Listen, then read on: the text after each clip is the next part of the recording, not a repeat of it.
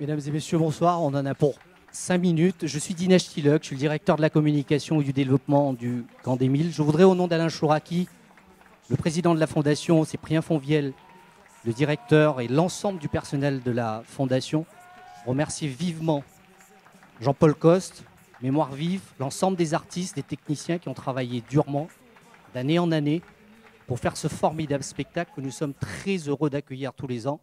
Et j'en suis d'autant plus heureux parce qu'on est toujours à guichet fermé, on est d'accord, 1200 personnes sur la semaine.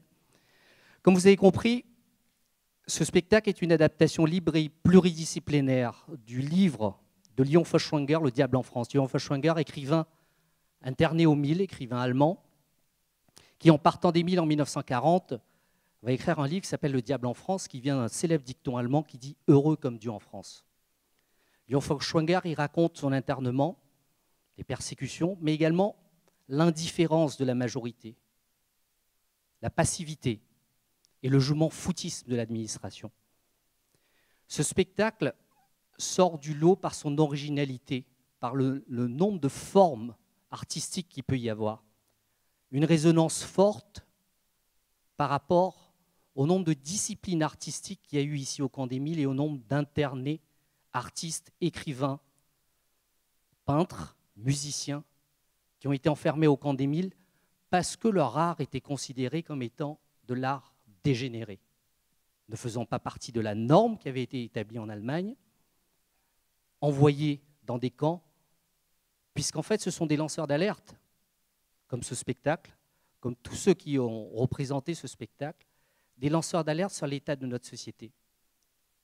Et aujourd'hui, au Camp des Milles, on est d'autant plus heureux d'accueillir ce spectacle, puisque comme dans l'ensemble de notre programmation culturelle, c'est un hommage aux artistes internés aux Milles, à leur mémoire, mais également au travail qu'ils ont fait ici, malgré la persécution et la déshumanisation dont ils faisaient face, ils n'ont jamais arrêté de créer et de résister. Une forme de résistance face à cela.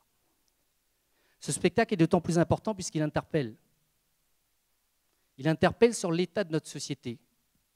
Dans une Europe aujourd'hui, France et l'Europe, où les montées des extrémismes commencent à gagner de plus en plus, à gangréner nos sociétés, ce spectacle doit nous interpeller.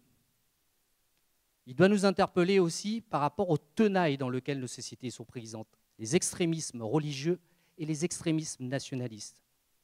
Ce spectacle est pour nous un acte de résistance, puisqu'au travers de ce qui est démontré, ça nous renvoie à nos actions quotidiennes, à tout ce qu'on peut faire pour mettre en place une résistance pour protéger nos démocraties. Le vivre ensemble est toujours possible, c'est une conviction humaine, humaniste qu'on a en nous, et ce spectacle démontre aussi à quel point, à un moment donné, quand une société décide d'exclure une partie de sa population, elle peut le mener au pire. Je terminerai en remerciant vivement Betty, Yann, Angie et tous les artistes pour ce formidable travail qui a été fait. Et je suis très heureux de dire qu'on va les réaccueillir l'année prochaine et qu'on repartira de plus belle sur ce spectacle. Merci beaucoup.